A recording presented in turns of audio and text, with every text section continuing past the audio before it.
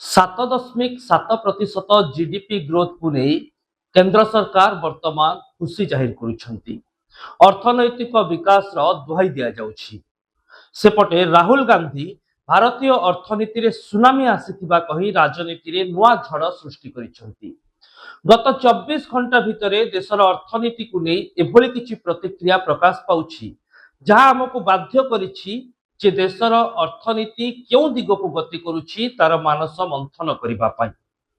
नमस्कार, news room को स्वागत करुछि मु अभिन्न आशुतोष।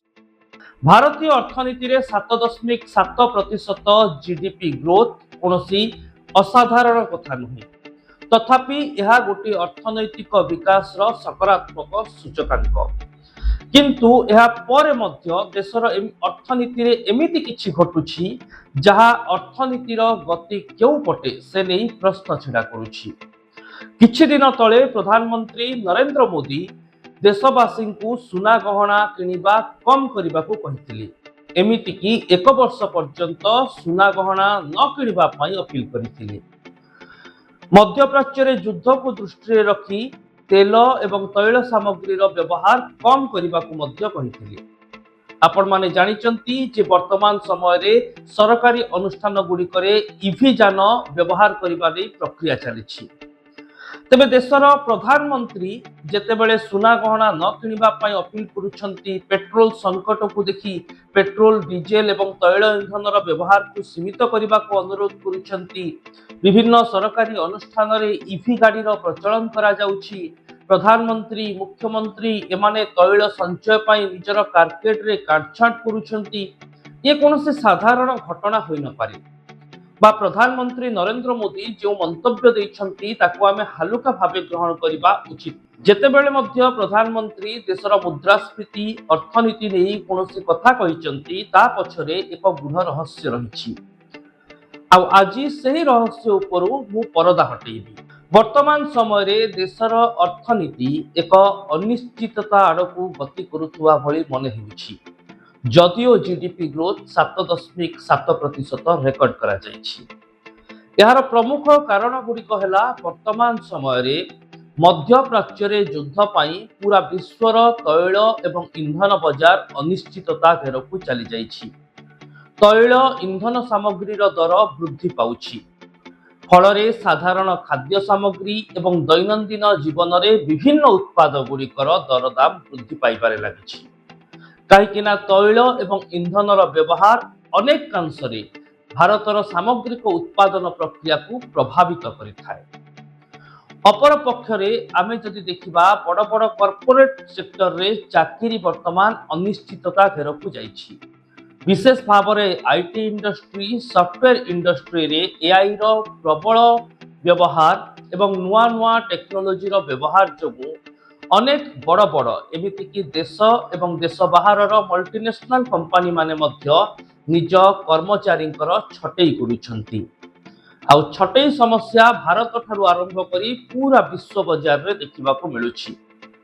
जेतेबेले कि निजर चाकरी कालर मध्य भागरे अर्थात 40 रु 45 वर्ष बयस रे अनेक लोक चाकरी रु छटई हेबा जोगु बेकार होई जाउछंती। ए सब भितरे दर्शक बंधु आउ एक बड़ समस्या हेउछि भारतीय मुद्रार दर कमिबा। डॉलर तुलन में वर्तमान भारतीय मुद्रार दर यथेष्ट कमी जाइछि। यह 100 टंका को पहुंची आसिलाणी। फल अंतर्जातीय बाजार रे वर्तमान भारतीय मुद्रा बा भारतीय टंकार चाहिदा कमी जाउछि।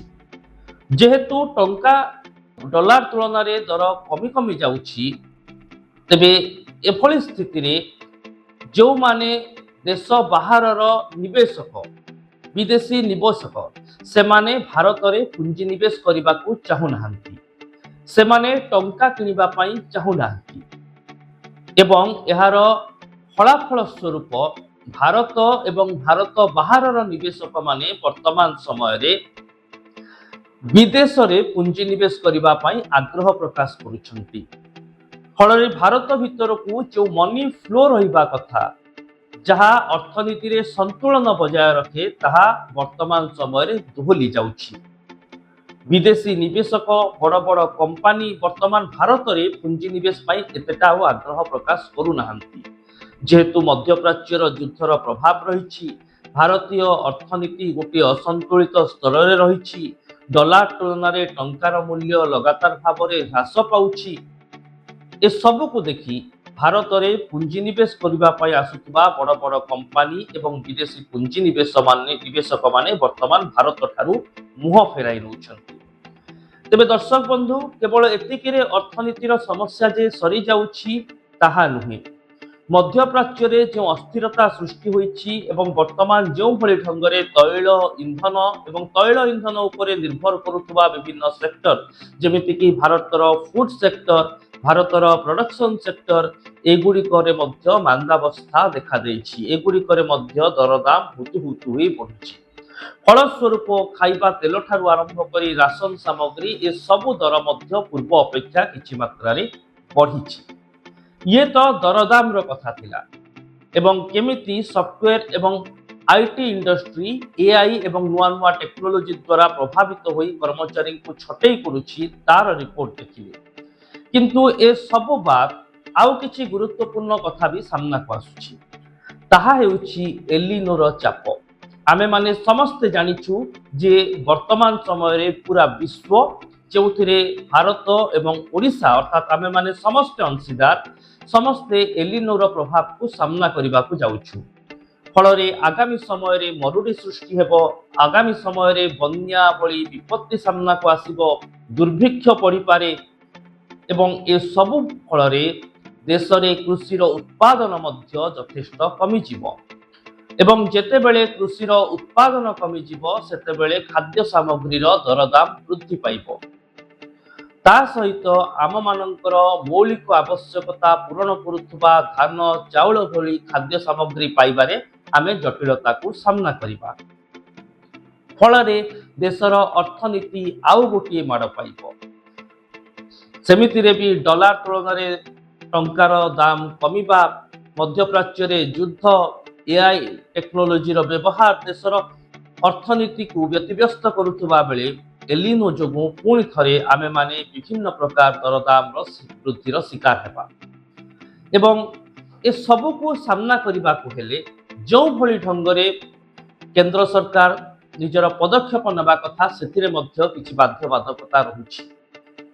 ବର୍ତ୍ତମାନ ସ୍ଥିତି ଏମିତି ହେଲାଣି ଯେ ଗୋଟିଏ ଟ୍ରେଣ୍ଡ ଆମେ ଦେଖୁଛୁ ଯେ ବିଭିନ୍ନ ଅଞ୍ଚଳରେ ଭାରତର ପୁଅ ପିଲାମାନେ ଅଧାରୁ ପାଠ ପଢ଼ା ଛାଡୁଛନ୍ତି, କାହିଁକି ନା ସେମାନେ କାମ ଖୋଜୁଛନ୍ତି। କାମ କଲେ ସେମାନଙ୍କର ପରିବାର ପ୍ରତିପୋଷଣ ସମ୍ଭବପର ହେବ। ଅନେକ ମହିଳା ବର୍ତ୍ତମାନ ସମୟରେ ପାରମ୍ପରିକ କୃଷିରେ ନିଜର ମନୋନିବେଶ କରିବା ପାଇଁ ବାଧ୍ୟ ହେଉଛନ୍ତି। ସେମାନେ ପାଠ ପଢ଼ିବାରୁ ବର୍ତ୍ତି ଯାଉଛନ୍ତି। କାହିଁକି ନା ବର୍ତ୍ତମାନ ସ୍ଥିତି ଏମିତି ହୋଇଛି, ଗୋଟିଏ ପଟେ କର୍ପୋରେଟ ସେକ୍ଟରରେ ଛଟେଇ, ଅପର ପକ୍ଷରେ ଦରଦାମ ବୃଦ୍ଧି ଏବଂ ଏଲିନୋର ସମ୍ଭାବ୍ୟ ଆଶଙ୍କା। ଏସବୁକୁ ନେଇ ଆମର ମୌଳିକ ଆବଶ୍ୟକତା ପୂରଣ କରିବା ଅର୍ଥନୈତିକ ଦୃଷ୍ଟିରୁ ଧୀରେ ଧୀରେ କାଠିକର ହୋଇପଡୁଛି। କଳେ ବଳେ କୌଶଳେ ସମସ୍ତେ ଯେମିତି ବି ଚାକିରି ହେଉ, ଯେମିତି ବି କାମ ହେଉ କରିବା ପାଇଁ ବାଧ୍ୟ ହେଉଛନ୍ତି। କାହିଁକି ନା ସେମାନଙ୍କୁ ଟଙ୍କା ଦରକାର। ଟଙ୍କା ରୋଜଗାର ହେଲେ ପରିବାର ପ୍ରତିପୋଷଣ ହେବ।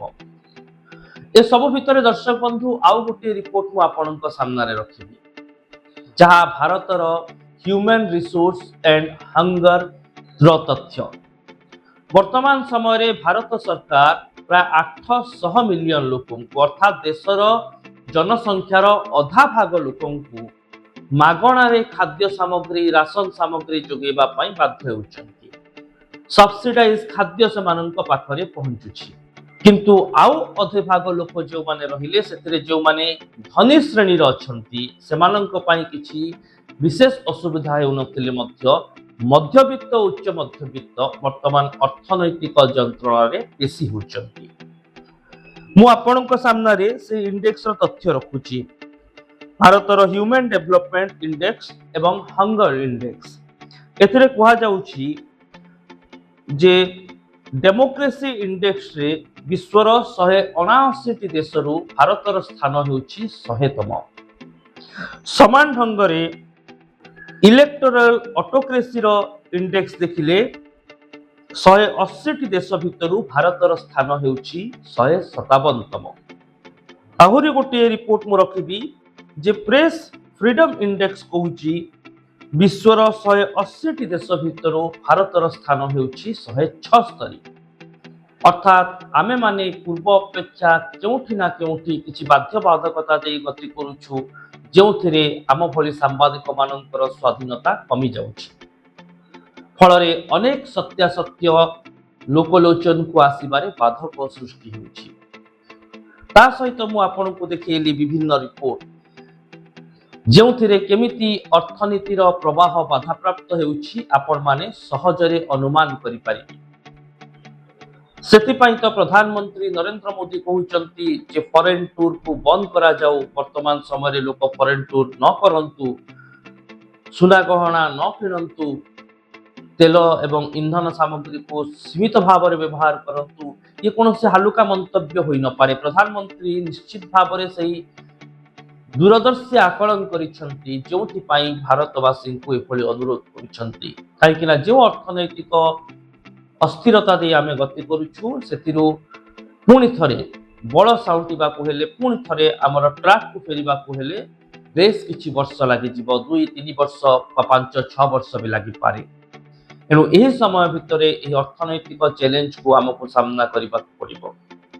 तेबे ए सब भितरे मध्य केंद्र सरकार पूर्वरु अनेक पॉलिसीगत निष्पत्ति नेउथिले। जेमिति आपण देखंतु कोविड-19 समय रे अर्थनीति दोहली गला, पुणी थरे विभिन्न पॉलिसी बा नियम कानून जनित निष्पत्ति, कर छाड़, नुआ व्यवसायी को उत्साहित करबा निष्पत्ति, अर्थनीति को के सेफ्ट ट्रैक को फेरेला। अर्थात गोटे बड़ भाग जनसंख्या जो माने गरीब श्रेणी रो, जो माने निम्न मध्यवित्त एवं जो माने धनी श्रेणी रो, सेमानंक पई सुजोग फेरिला। जो माने स्टार्टअप करबा पई चाहुतिले सेमानंक पई सुजोग तयारी हेला। किंतु मध्यवित्त निम्न मध्यवित्त कोरोनार चापरे, कोरोना काल रे बेसी होई गले एवं तार परवर्ती समय रे मध्य सेमानंक अंटा सजाड़िबा पई वर्ष वर्ष समय लागि जाइतिला। आ आज कोरोना काल रो प्राय 6 वर्ष परे जेतेबेले आमे पुणी थरे अर्थनैतिक अस्थिरता दे गति करूछु, अर्थनीतिर मांदावस्था दे गति करूछु, सेतेबेले 1991 अर्थनैतिक मांदावस्था विषय रे भी आमे किछिटा सूचना रखिबा दरकार। जेतेबेले भारत को वैदेशिक मुद्रार फ्लो कमी जाइतिला, भारत रे टंकार अभाव देखा देइतिला, सरकारी कर्मचारी माननकु दरमा देबा सरकार को पक्षरे संभव हेउ नथिला। एणु वर्तमान ए सब आशंका को देखि किछि नीतिगत निष्पत्ति नेउछंती केंद्र सरकार, जेउथिरे किछि कटकणा नहीं अपील करा जाइछि, जहाँ आगामी समय एक निष्पत्तिगत कटकणा भाव में सामना को आसी पारे। अर्थात सुना गहना किणवा को बंद करा जाई पारे, फॉरेन ट्रैवल उपरे अनेक कटकणा आसी पारे। ए सब पई दर्शक बंधु आज ठारू प्रस्तुत होई जांतु। आउ जदि अर्थनीति संपर्क में आपणकर धारणा अच्छी एवं आपण आउ किछि तथ्य बा इनपुट देबा पई चाहुचंती, तेबे कमेंट बॉक्स रे लिखंतु। एथिपाई न्यूज रूम को सोशल मीडिया यूट्यूब और फेसबुक रे सब्सक्राइब करंतु, आम वीडियो को लाइक और शेयर मध्य करंतु। रहुछि, नमस्कार।